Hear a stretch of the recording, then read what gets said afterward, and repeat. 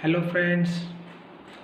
Now we will start the study of biology, chapter number 6, but it is the first chapter of biology. So first one, we find out the meanings of biology. What is the meanings of biology? Bio means life and logy means study. Therefore, here the meanings of biology means life study. It is called biology, and one of the branch of biology, it is known as a physiology. So what is meanings of physiology? This branch of that is a branch of biology which deals with study of life process.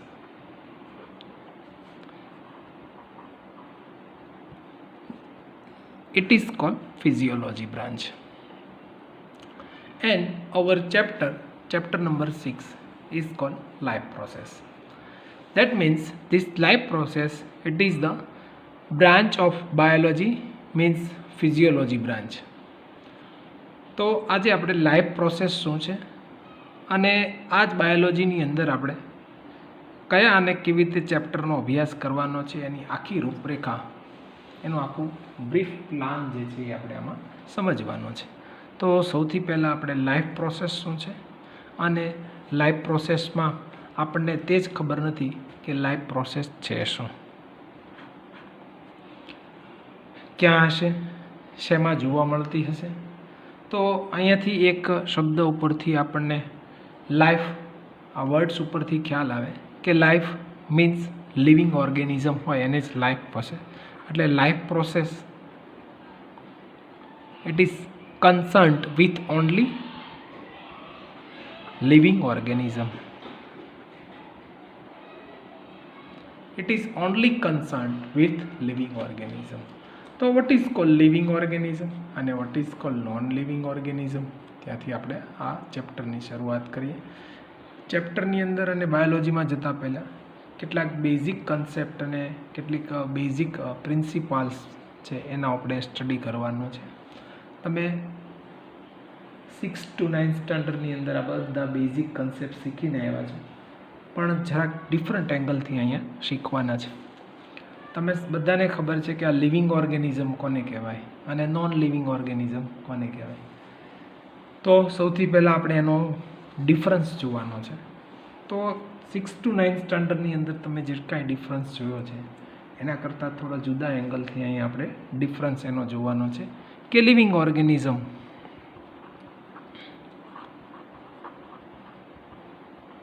અને non living organism.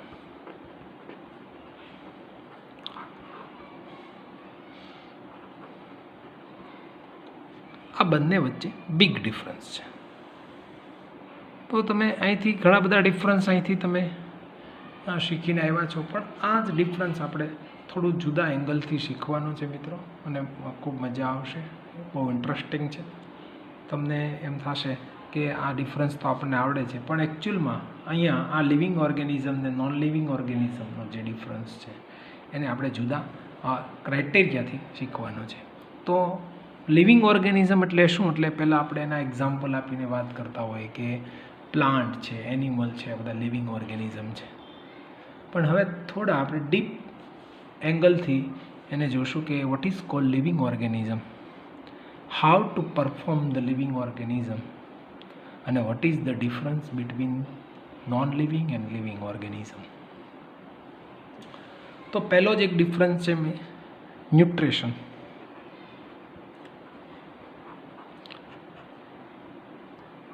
તો living organism છે એ nutrition, એનામાં ન્યુટ્રિશનની process થાય છે. આ ચેપ્ટરમાં આપણે nutrition વિશે વધુ વાત કરવાના છીએ, પણ ઇન બ્રીફ ન્યુટ્રિશન કોને કહેવાય? તો ન્યુટ્રિશન એટલે શું? ફૂડમાંથી જે એનર્જી રિલીઝ થાય ઇટ ઇઝ કોલ્ડ ન્યુટ્રિશન. આ ન્યુટ્રિશન આપણે આ જ ચેપ્ટરની અંદર ન્યુટ્રિશનને એના ટાઈપ શીખવાના છે, એની ડેફિનેશન છે, ઘણું બધું આગળ આપણે જોશું. But what is called nutrition? Nutrition means intake the energy from the food. This process is called nutrition. And non-living organism, no one be occur, no process of nutrition will be occur at there. Therefore, no nutrition at there. First, and a big difference between them. Living organism always take energy by the process of nutrition. Non-living organism cannot be take energy from the nutrition, or no one occur nutrition in it. Second one means respiration.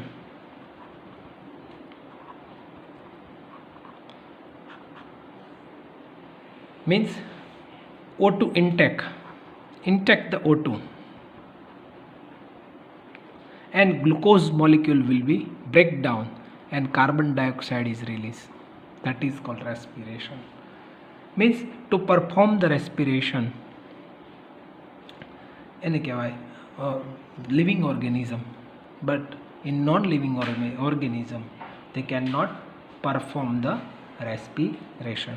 Means કે આપણે જે શ્વાસ લઈએ છીએ, breathing કરીએ છીએ, એક પ્રકારનું રેસ્પિરેશન છે. આપણે બ્રીથિંગ અને રેસ્પિરેશન વચ્ચેનો ડિફરન્સ પણ આ ચેપ્ટરમાં આગળ જોવાનો છે. બહુ ડીપ સ્ટડી કરશું, દરેક વસ્તુને બહુ માઇક્રોસ્કોપિક લેવલથી આપણે એને સમજવાની છે. એટલે ડિયર સ્ટુડન્ટ્સ, અહીંયા બહુ ધ્યાન રાખી, અને બહુ આસાન ચેપ્ટર છે, બહુ મજા આવશે. Take it easy very well. અને ધીમે ધીમે આપણે એટલા બધા ડેપ્થમાં જતા જશું કે રેસ્પિરેશન અને બ્રીથિંગ અને આ બધાના ડિફરન્સ પણ આપણે તેના ચેક કરતા જશું. ત્રીજો એક ડિફરન્સ છે લિવિંગ ઓર્ગેનિઝમ અને નોન લિવિંગ ઓર્ગેનિઝમમાં, કે એ પણ આપણને ખ્યાલ છે કે રેસ્પિરેશન થાય છે. ડોગ્સમાં જુદું હોય, કેટમાં જુદું હોય. તમે જોઈ શકો છો લંગ્સ આપણા રેસ્પિરેશન કરીએ છીએ તો ઘણાને એવું થાય કે આપણે સૂઈ જઈએ છીએ તો આપણું રેસ્પિરેશન બંધ થઈ જાય છે. એવું નહીં, રેસ્પિરેશન તો કોન્સ્ટન્ટ પ્રોસેસ છે. Even they sleep, therefore respiration also occur. Constant life time process છે. એટલે લંગ્સ સતત ચાલુ રહે છે. એવરી લિવિંગ ઓર્ગેનિઝમમાં રેસ્પિરેશન કોન્સ્ટન્ટ પ્રોસેસ છે. ત્રીજું અને મોસ્ટ આઈએમપી જો લિવિંગ ઓર્ગેનિઝમનો એક કેરેક્ટર હોય તો એ છે movement. A movement, very essential character for the living organism. What is called movement for the living organism? The movement is called, it is called locomotion. What is called movement? Movement is called locomotion. Is called movement.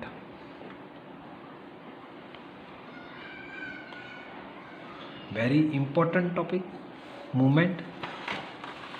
હવે અહીંયા મુમેન્ટમાં અહીંયા આપણે એમ કહીશું non living ઓર્ગેનિઝમમાં no movement by self. Means non living organism can not movement by their self. તે પોતાની જાતે મુવમેન્ટ કરી શકે નહીં. એટલે મુવમેન્ટ માટે કોઈ એજન્ટ હોવો જોઈએ તો એ મૂવમેન્ટ થઈ શકે છે. કોઈ એક્સટર્નલ એજન્ટ હોય તો એ મૂવમેન્ટ થઈ શકે છે. અને મૂવમેન્ટ માટે આપણને કોઈ એક્સટર્નલ એજન્ટ હોય અને આપણને મજબૂર કરે તો જ મૂવમેન્ટ થાય, તો પણ એને મૂવમેન્ટ કહેશું. ઉદાહરણ એક લઈએ આપણે. ધારો કે કોઈ ગરમ સળિયો છે એ આપણને અડાડવા પ્રયત્ન કરે, બરાબર, તો ગરમ સળિયાને લીધે આપણે ગરમ લાગે અને આપણું બોડી જે છે એના તરફ રિપ્લાય આપે છે. આ રિપ્લાય જે છે એને આપણે કહેશું stimuli. It is called stimuli. જો એક નવો વર્ડ્સ આવે છે સ્ટિમ્યુલાય, ચેપ્ટરમાં આપણે ડીપમાં શીખશું વોટ ઇઝ કોલ્ડ સ્ટિમ્યુલાય. અત્યારે સ્ટિમ્યુલાય મીન્સ રિપ્લાય. જો આપણને કોઈ ગરમ સળિયું અડાડે અને આપણું બોડી જે છે એના તરફ રિપ્લાય આપે છે, ઇટ ઇઝ કોલ્ડ સ્ટિમ્યુલાય છે. એ એક્સટર્નલ સ્ટિમ્યુલાય છે, એ એક્સટર્નલ ફોર્સ છે. કોઈ આપણા તરફ ચોકનો ઘા કરે પણ ચોક મારે નહીં, છતાં આપણી જે પાપણ છે એ પલકે એટલે ઝબકે છે. તો આ જે રિસ્પોન્સ છે એ રિસ્પોન્સ એ સ્ટિમ્યુલાય છે. જો આ બંને રિસ્પોન્સ એક્સટર્નલ એજન્ટ તરીકે કામ કરે છે, પણ તો આપણું બોડી અહીં મુવમેન્ટ થાય છે. તમને એમ થશે કે આપણે કોઈ નોન લિવિંગ ઓર્ગેનિઝમ હોય તેમાં પણ આવું બનતું હોય છે. તમે દિવાલ ઉપર ચોક મારો તો દિવાલ છે એની એ ઝબકે છે? ન ઝબકે. એટલે દિવાલ છે એ નોન લિવિંગ ઓર્ગેનિઝમ છે. હવા, તેજ હવા આવે અને હલે છે આપણું, ધારો કે ખુરશી છે એ તેજ હવા આવવાથી હલી જાય. તો અહીંયા જુઓ તમે, એક્સટર્નલ ફોર્સ છે, એ એક્સટર્નલ ફોર્સથી જ એનું મૂવમેન્ટ થાય છે. એટલે લિવિંગ અને નોન લિવિંગ ઓર્ગેનિઝમની અંદર આપણે એનું સ્ટિમ્યુલાય બહુ અગત્યનું છે, અને સ્ટિમ્યુલાયને લીધે જ એનું મૂવમેન્ટ, લિવિંગ ઓર્ગેનિઝમ મૂવમેન્ટ કરે છે. Very important topic, what is movement, અહીંયા બહુ ધ્યાન રાખશું. મૂવમેન્ટ એને આપણે થોડું વધારે ડીપમાં જોવું છે. બટ મૂવમેન્ટ એના બે ટાઈપ છે. આગળ જોઈએ આપણે બે ટાઈપ.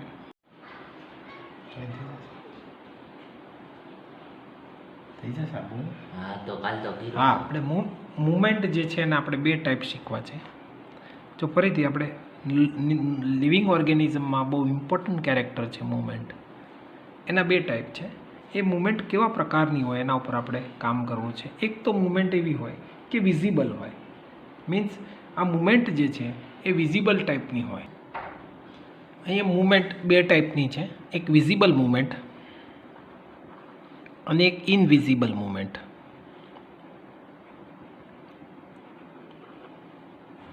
તો આ ઇનવિઝિબલ મૂવમેન્ટ અને વિઝિબલ મૂવમેન્ટમાં શું છે? આ વિઝિબલ મૂવમેન્ટને આપણે લોકોમોશન પણ કહીએ છીએ. નવો વર્ડ્સ છે. આમ જોઈએ તો નામ ઉપરથી ખબર પડી જશે, visible means we can see with the naked eyes. એટલે આપણે ચોક મારીએ અને આપણે ચોક મારતા આપણી આંખ જે છે એ ઝબકી જાય છે, અને વિઝિબલ મૂવમેન્ટ થાય છે, આપણામાં જોઈ શકાય તેવી મૂવમેન્ટ છે. ગરમ સળીઓ આપણને અડાડે છે અને સળીઓ જે છે અડાડતા એટલે આપણે હાથ ખેંચી લઈએ કે બોડી એને રિસ્પોન્સ આપે છે. આ વિઝિબલ મૂવમેન્ટ છે. ઇનવિઝિબલ મૂવમેન્ટ પણ હોય છે, જે માઇક્રોસ્કોપિક લેવલે થાય છે. એ બહુ ઇમ્પોર્ટન્ટ છે. એટલે we can not seen by naked eyes.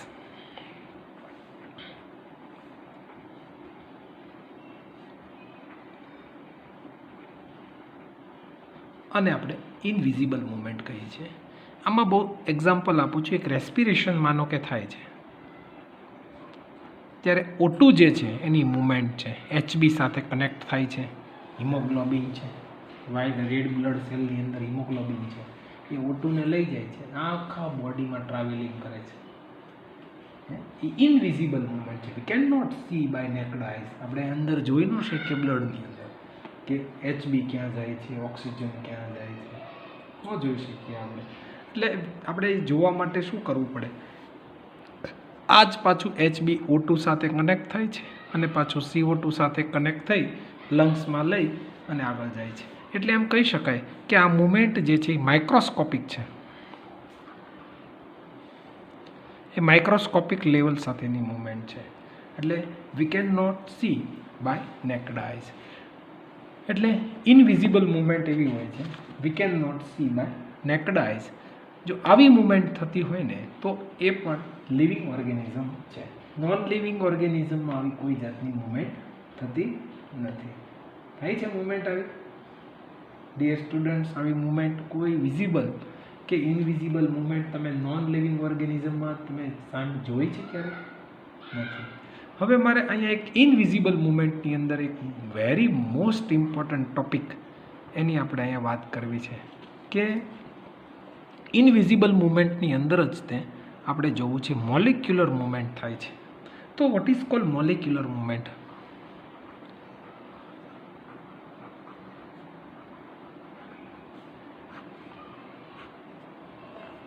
તો આ ઇનવિઝિબલ મૂવમેન્ટ છે એની જ એક મૂવમેન્ટ છે. વેરી મોસ્ટ ટાઈમ્પી topic for this one, molecular movement. જો અહીંયા મોલિક્યુલ મૂવ થશે ક્યાં? લિવિંગ ઓર્ગેનિઝમમાં નાના સેલ છે, આપણું આખું બોડી તમને ખ્યાલ છે સેલનું બનેલું છે. સેલ ભેગા થાય, functioning of the cell and connect all cell, same functioning all cell connect with each other and tissue will be formed, and then organs will be formed, then organ, it's so many are like that way. But molecular movement means it is a basic of life છે. Very important topic.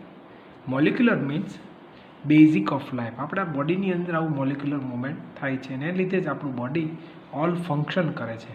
અને body function કરે છે ને એટલા જ માટે આપણા cell જે છે અંદર, તમને ખ્યાલ છે કે ફંડામેન્ટલ ઓફ લાઈફ, તો ફંડામેન્ટલ કેરેક્ટર આપણા બોડી માટેનું સેલ છે.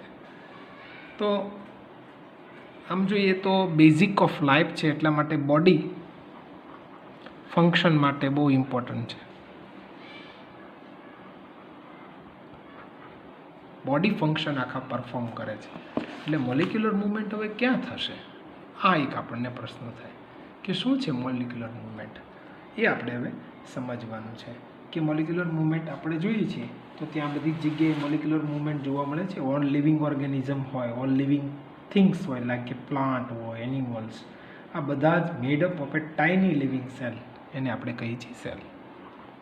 All living organism, all living organism or living things, plant હોય કે એનિમલ હોય, બંને આવી જાય એમાં.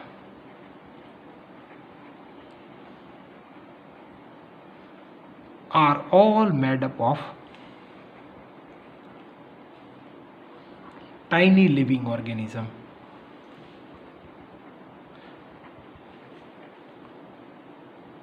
unit, આને આપણે કહેશું cell. Understood what is called cell? Cell. So what is called cell? And why? It is the fundamental unit of cell. Why? Here question. Why it is the fundamental units of living things is called cell? Because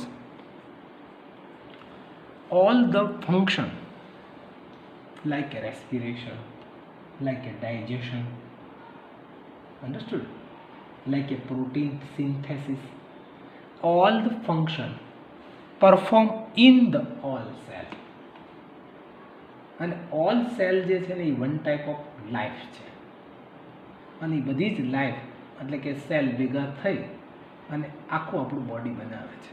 એટલા માટે આપણે કહીએ છીએ કે cell is the fundamental unit of life or living organism છે. એટલે અહીંયા living organism માટેનું ફંડામેન્ટલ યુનિટ છે. અને cell themselves are made up of a still smaller particle, એટલે એનો આપણે કહીશું મોલિક્યુલ. એટલે સેલ જે છે એ બધા શેના બનેલા છે, બધા નાના નાના એક પાર્ટિકલ છે, મોલિક્યુલ એના બનેલા છે. એટલે all cell are made up of the molecules. અને the movements over very small scale, those in the molecules in the living cell are invisible to the naked eyes. એટલે invisible molecules movement is however necessary for the existence of the life. એટલે invisible movement પણ આપણા માટે very most important છે. એટલે molecules cell જે છે એ બધા મોલિક્યુલ્સના બનેલા છે. અને આ all cell it is functioning all cell, એટલે ભેગા થઈ અને વર્ક ટીસ્યુ બનાવે છે. ટીસ્યુ બધી ભેગી થાય એટલે ઓર્ગન્સ બને છે. અને ઓર્ગન્સ બધા ભેગા થાય એટલે ઓર્ગેનિક સિસ્ટમ બને, ઓર્ગેનિઝમ સિસ્ટમ બધી ક્રિએટ થાય. અને બધી જ ઓર્ગન સિસ્ટમ ભેગી થઈને ઓર્ગેનિઝમ્સ પરફોર્મ કરે.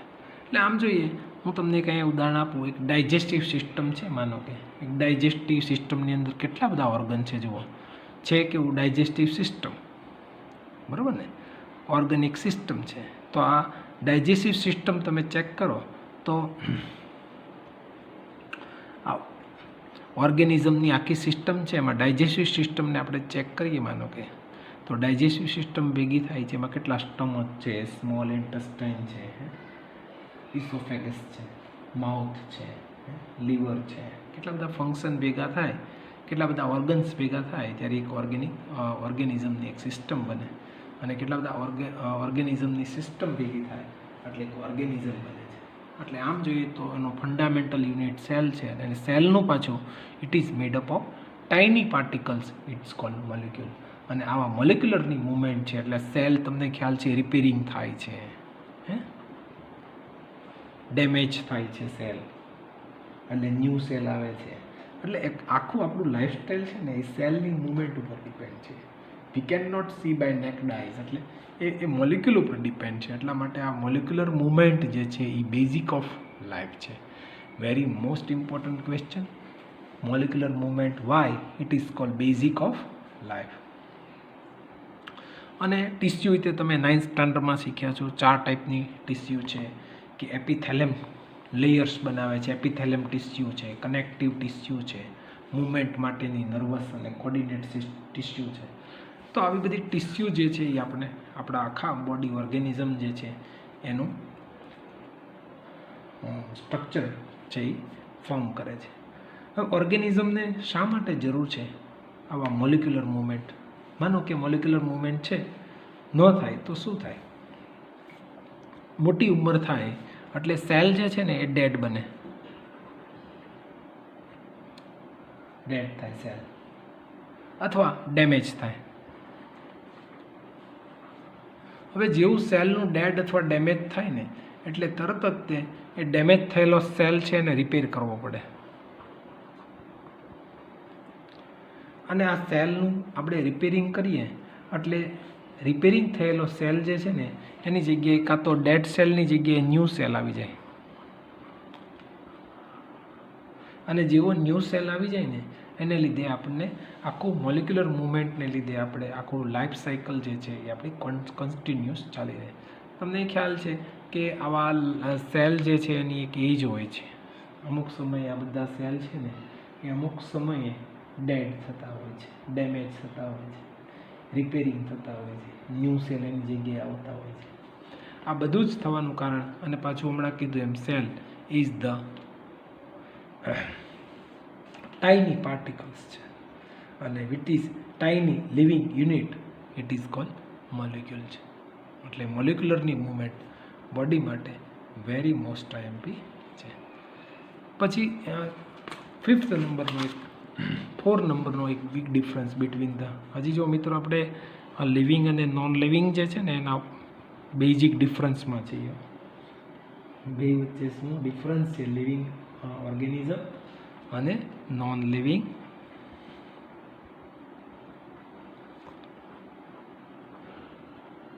ઓર્ગેનિઝમ, આ બંને વચ્ચે શું બિગ ડિફરન્સ છે એ આપણે જોઈએ છે. એમાં એક 4 નંબરનો ડિફરન્સ છે ગ્રોથ. તો વોટ ઇઝ કોલ્ડ ગ્રોથ?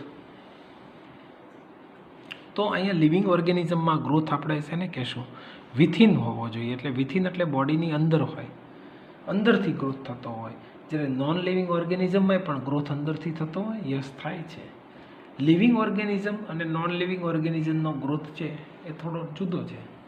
હવે તમને એક એક્ઝામ્પલ આપું લિવિંગ અને નોન લિવિંગનું. આપણા બોડીની અંદર જે બધા સેલ છે, ટિશ્યુ છે, એનો ગ્રોથ થાય છે, ઇન્ટરનલ છે, જો છે ને ઇન્ટરનલ ગ્રોથ કહેવાય. હવે ધારો કે નોન લિવિંગ ઓર્ગેનિઝમ છે, એક પથ્થર પડ્યો છે, સ્ટોન છે, એની પર ધૂળ માટીની બધું જામી જાય તો એને ગ્રોથ થયો કહેવાય કે ન થાય? તો એને લિવિંગ ઓર્ગેનિઝમ કહેવાય? પથ્થર છે એની ઉપર માટીને એવું ચડી ગયું તો પથ્થરનો ગ્રોથ થયો કે નહીં, સ્ટોનનો? તો આ સ્ટોનનો જે ગ્રોથ થયો એ કેવો છે? એક્સટર્નલ છે. તો આને લિવિંગ ઓર્ગેનિઝમ કહી શકાય? પથ્થરને લિવિંગ ઓર્ગેનિઝમ કહી શકાય છે મિત્રો? તો ગ્રોથ થયો છે તો એ તે લિવિંગ ઓર્ગેનિઝમ કહેશું નહીં. એટલે અહીંયા ગ્રોથ ઇન્ટરનલ હોવો જોઈએ તો જ તે લિવિંગ ઓર્ગેનિઝમ કહેવાય, નકર લિવિંગ ઓર્ગેનિઝમ કહેવાય નહીં. આ એક બહુ ઇમ્પોર્ટન્ટ ટોપિક છે મિત્રો, યાદ રાખશું આપણે. ગ્રોથ છે ને એ ઇન્ટરનલ હોવો જોઈએ, એટલે increasing size with external force ન હોવો જોઈએ. યાદ રાખીએ વિથિન એટલે ઇન્ટરનલ ફોર્સ હોય, જ્યારે આ નોન લિવિંગ ઓર્ગેનિઝમમાં આવો કોઈ ગ્રોથ થતો ન હોય. 5 નંબરનો અને very important topic, very important difference, very important one.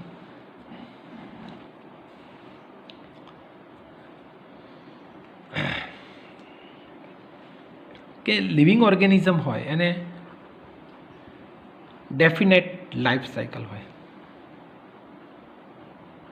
એટલે they perform definite, they have a definite life cycle. Life cycle એટલે શું કેવું?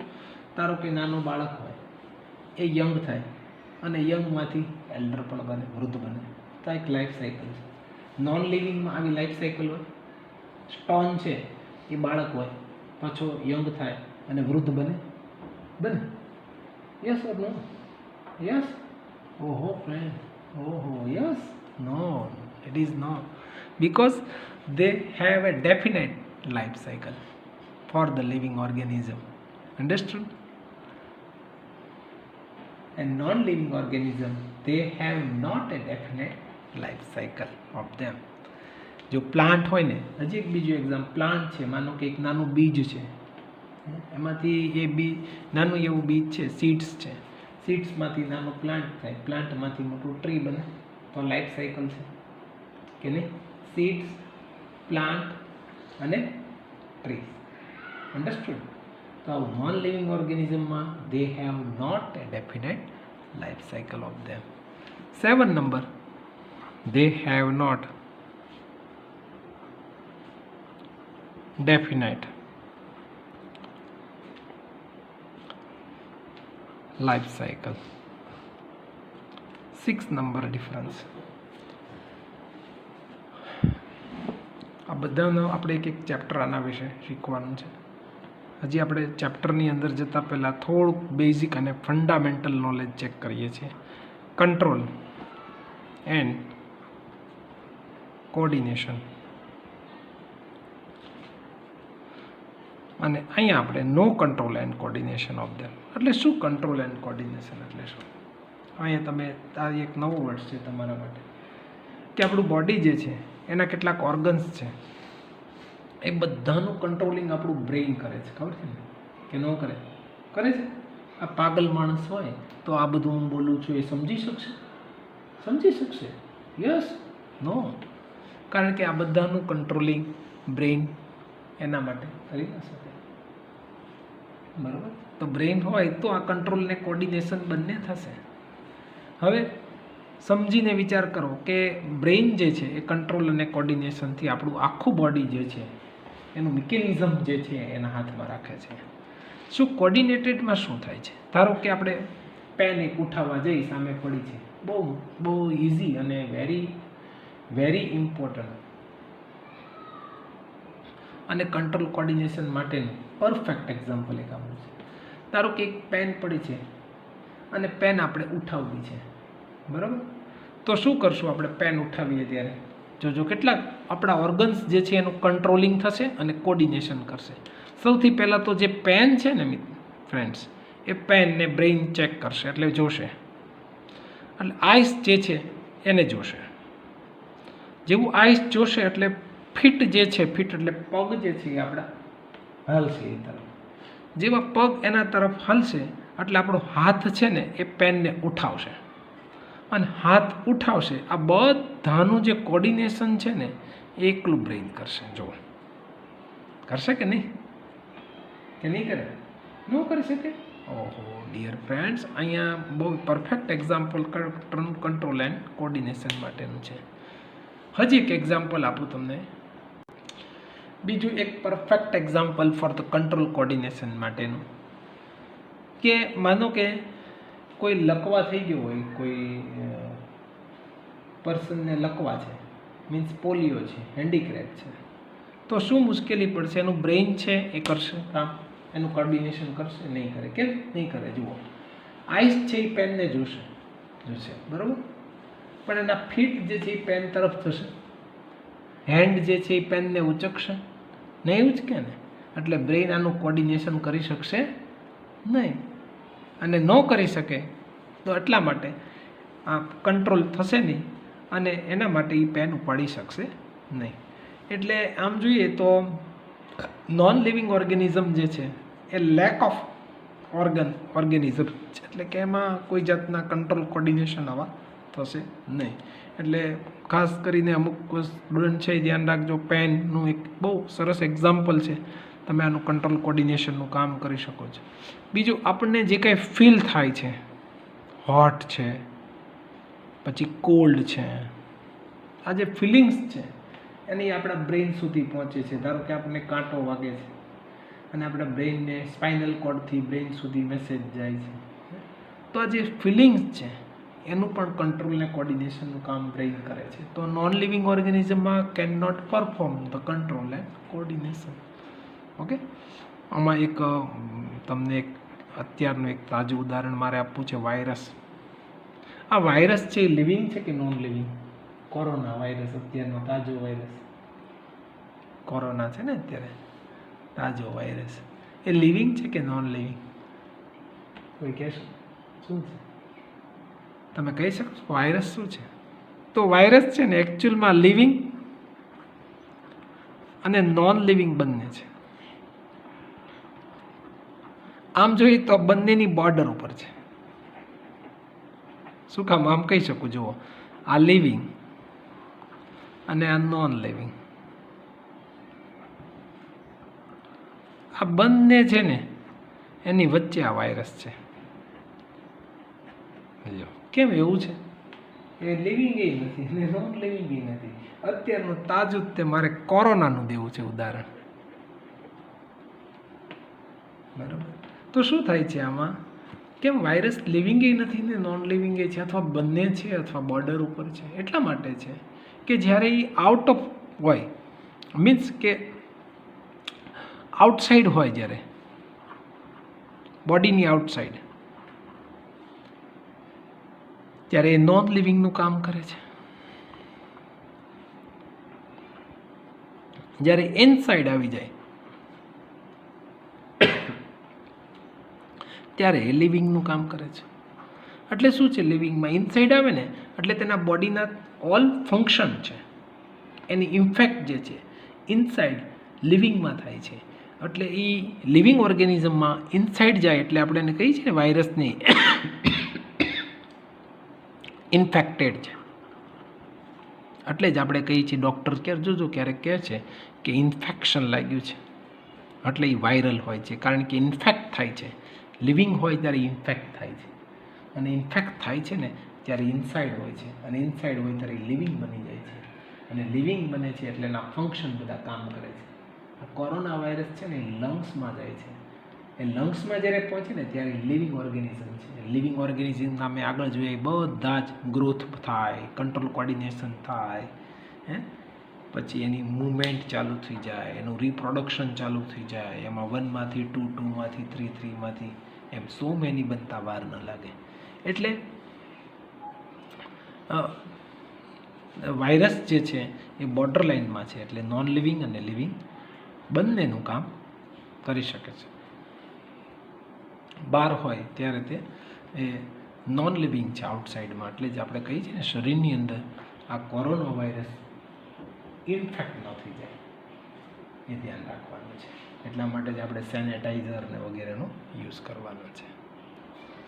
આ લિવિંગ ઓર્ગેનિઝમ છે એ લિવિંગ ઓર્ગેનિઝમ 2 ટાઈપના છે. એક યુનિસેલ્યુલર છે અને એક મલ્ટીસેલ્યુલર છે. તમે એના નામ ઉપરથી કહી શકો, યુની એટલે 1 અને મલ્ટી એટલે સો મેની. નથી આપણે કહેતા મલ્ટી ફંક્શનલ છે, મલ્ટી એટલે ઘણા બધા, સાચું ને? યુની મીન્સ ઓનલી 1 સેલ. એટલે બહુ સીધી વાત છે કે જે 1 સેલના હોય તો બધા જ ફંક્શન પણ તેના 1 સેલના જ હોય. એટલે 1 સેલ જે છે એના આધારે બધા ફંક્શન પણ પોતે કરતા હશે, અને 1 સેલ ઉપર જ આ બધા ફંક્શન છે એ ડિપેન્ડ હશે. એટલે આપણે તેને એક જ ફંક્શન હોય અને બધા ફંક્શન આ 1 સેલ ઓર્ગેનિઝમ જે છે એના ઉપર ડિપેન્ડ છે. હવે આમાં એટલે આમ જોઈએ તો એન્વાયરમેન્ટ જે છે એની સાથે તે ડાયરેક્ટ કોન્ટેક્ટમાં હોતા નથી. આમાં એક બહુ પોપ્યુલર એક્ઝામ્પલ તમે બધા ભણીને આવ્યા છો, એ પોપ્યુલર એક્ઝામ્પલ તમને મારે કેવું છે કે વોટ ઇઝ કોલ્ડ અમીબા. એ એનું બહુ પોપ્યુલર એક્ઝામ્પલ છે. અમીબા 1 સેલ ઓર્ગેનિઝમ છે, એટલા માટે અમીબા બધા ફંક્શન જે છે એ વન સેલ કરે છે. અહીં એક મારે ઇમ્પોર્ટન્ટ કેરેક્ટરિસ્ટિક્સ આ યુનિસેલ્યુલર માટે કહેવું છે કે જે એનું એન્વાયરોમેન્ટ છે ને એની સાથે એનું ડાયરેક્ટ કનેક્શન છે.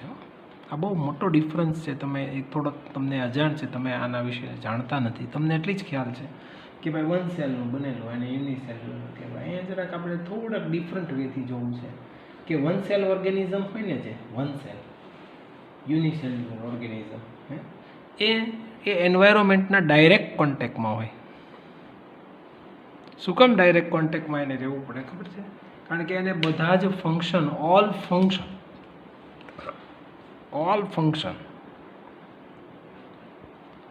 એને એક જ સેલ જે છે, આ વન સેલ છે ને એ ઓલ ફંક્શન કરે છે. એટલા માટે તેને એન્વાયરોમેન્ટના ડાયરેક્ટ કોન્ટેક્ટમાં રહેવું. અને જો એ ડાયરેક્ટ કોન્ટેક્ટમાં રહે ને તો એને લીધે તેના ઓલ ફંક્શન આ વન સેલ જે છે એ ડાયરેક્ટલી બહુ સારી રીતે કરી શકે અને બધા જ ફંક્શન છે એ સ્મૂથલી એના ચાલે. રેસ્પિરેશન ને ડાયજેશન ને બધા ફંક્શન એનું વન સેલ કરે. જુદું છે જુઓ ને. અને મલ્ટીસેલ્યુલર શું છે કે so many cell are there.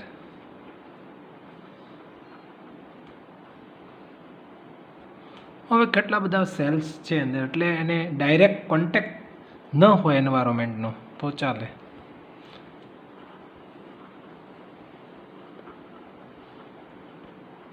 એની જરૂર નથી. એટલે તેને કોઈ સ્પેસિફિક ફંક્શન કરવા માટે બહુ એની પાસે બહુ સુપર સ્પેશિયાલિસ્ટ આમ કહીને તો એવી ફેસિલિટી છે મલ્ટીસેલ્યુલર પાસે કે એની પાસે સ્પેશિયલ ફંક્શન માટે સ્પેશિયલ ઓર્ગન છે. બોલો, એટલે સ્પેસિફિક ઓર્ગન છે ફોર સ્પેસિફિક ફંક્શન. એટલે એને કોઈ કામ કરવું હોય, ધારો કે આપણું જ એક બોડીનું એક્ઝામ્પલ લઈએ તો આપણા માટે ડાયજેશન માટે ડાયજેસ્ટિવ ઓર્ગન છે, એનું સ્પેશિયલ ડાયજેશનનું જ કામ કરે અને બીજું કંઈ કામ સોંપેલું નથી. કોઈ બિઝનેસનું તમે મોટી કંપની જોઈ લો તો બધાના સેક્શન વાઇઝ કામ અલગ અલગ બધાને સોંપેલા હોય છે ને. એટલે મલ્ટીસેલ્યુલર જે ઓર્ગેનિઝમ હોય ને, બધા આપણું બોડી મલ્ટીસેલ્યુલર છે તો specific organs for specific function, એનું ફંક્શન માટે એને સ્પેસિફિક કામ કરવાનું હોય છે. હજી ડિયર સ્ટુડન્ટ, હજી આપણે આ ચેપ્ટર જે છે એનું ફંડામેન્ટલ બાંધીએ છીએ. હજી ચેપ્ટર શરૂ નથી થયું મિત્રો, તો હજી શરૂ કરવાનું છે. ચેપ્ટરનું નામ પાછું યાદ કરાવી દઈએ. ક્યાં છીએ આપણે? ચેપ્ટર નંબર 6 લાઈફ પ્રોસેસમાં છીએ. આપણે તેના તરફ જઈએ છીએ. કઈ લાઈફ પ્રોસેસ શીખવાની છે. કોને લાઈફ પ્રોસેસ કહેશું? તો લાઈફ પ્રોસેસ એટલે શું છે એને આપણે હવે જોવાની છે. હવે આપણે લિવિંગ અને નોન લિવિંગનું કામ કર્યું. હવે આ જે લિવિંગ ઓર્ગેનિઝમ છે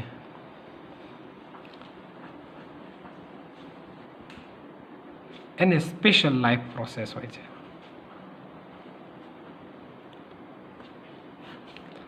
હવે આપણે જોશું vote is cold life process. આ લિવિંગ ઓર્ગેનિઝમને સ્પેશિયલ લાઈફ પ્રોસેસ છે.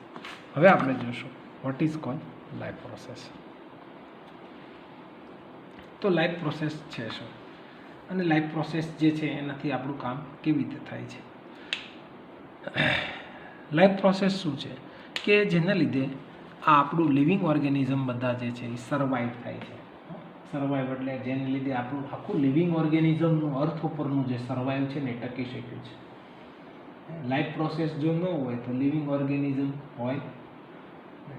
તો તમે જ હવે કહો કે કઈ એવી લાઈફ માટેની પ્રોસેસ આપણા બોડીમાં થાય છે જેને લીધે આપણું બોડી છે એ પરફોર્મ કરે છે વેરી વેલ, આપણે જીવીએ છીએ ટૂંકમાં.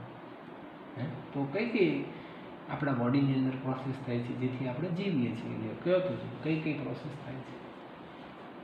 રેસ્પિરેશન થાય છે, ન્યુટ્રિશન થાય છે ને. હમણાં જ જોયું એમ લિવિંગ ઓર્ગેનિઝમના બધા જ કેરેક્ટરિસ્ટિક્સ અહીંયા મૂકી દો, એ બધી જ લાઈફ પ્રોસેસ છે. તો આપણે એની સ્પેસિફિક ડેફિનેશન તરફ જવું છે. The process which are necessary or essential for the any organism to sustaining the life of every organism to obtain